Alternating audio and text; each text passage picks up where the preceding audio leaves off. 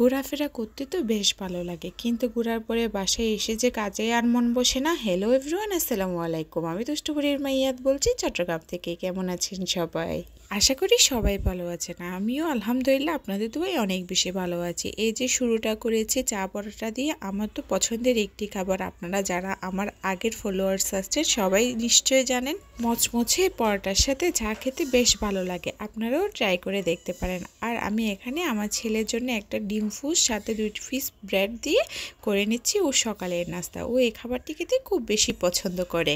বানিয়ে এখন ছেলের কাছে নিয়ে যাচ্ছি। সকালে কাজ সেরে এখন আমি ঘরের কাজে লেগে পড়লাম। অনেক দিন তো খুব আরামে কাটিয়েছি, অনেক ঘোরাফেরা করলাম, কিন্তু সামনে চলে আসছে রমজান। অনেকগুলো কাপড় অগোছালো হয়ে আছে। শীত গেল, এখন গরমে সব কাপড় আবার নামাতে হবে। আমি সব রান্না বান্না করতে পারবো, কিন্তু কাপড় গোছাতে আমার একটুও ভালো লাগে না। আচ্ছা, কাপড় গোছানোর কি কোনো মেশিন আছে? থাকলে আমাকে প্লিজ জানাবেন তো। আজকে নিজের বেডরুমটা খুব ভালো মতো পরিষ্কার করে নেব। একদিনে তো আর সবগুলো রুম পরিষ্কার করা যায় না, ছোট বাচ্চা আছে 2টা, যার কারণে আমার সবগুলো কাজ করতে খুবই কষ্ট হয়ে যায়।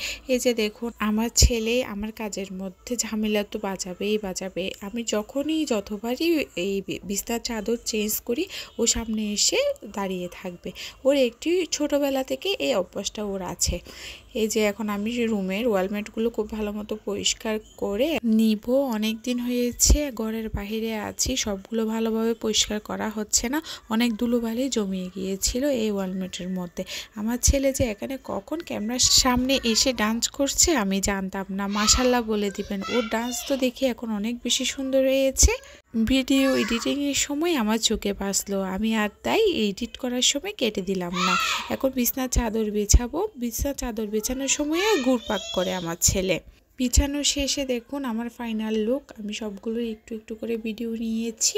সন্ধ্যার পরে আসবে আম্মু, তাই একটু চিতল পিঠা ডো করে নিয়ে চিতল পিঠা বানাচ্ছি এখন। আমার আম্মু আমার হাতে চিতল পিঠা খেতে খুব বেশি পছন্দ করে। আম্মুর হাতে নাকি চিতল পিঠা ফুলতে চায় না, তাই আজকে আম্মুর জন্য বানিয়ে নিচ্ছি চিতল পিঠা। দেখতে কেমন হয়েছে সবাই জানাবেন। আজকে এই পর্যন্ত। সবাই আমার পাশে থেকে আমাকে সাপোর্ট করে আসবেন। আল্লাহ হাফেজ।